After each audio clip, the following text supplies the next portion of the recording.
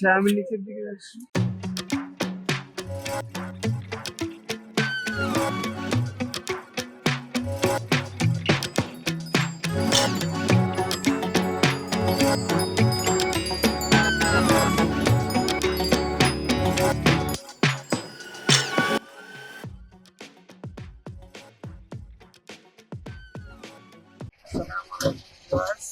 আজকে চলে আসলাম রাঙ্গামাটি ঝুলন্ত সেতু। এই সেতুটা অনেক ফেমাস, অনেক সুপরিচিত। আপনারা যারা এসেছেন এখানে এন্ট্রিও লাগে মানুষ সামনে।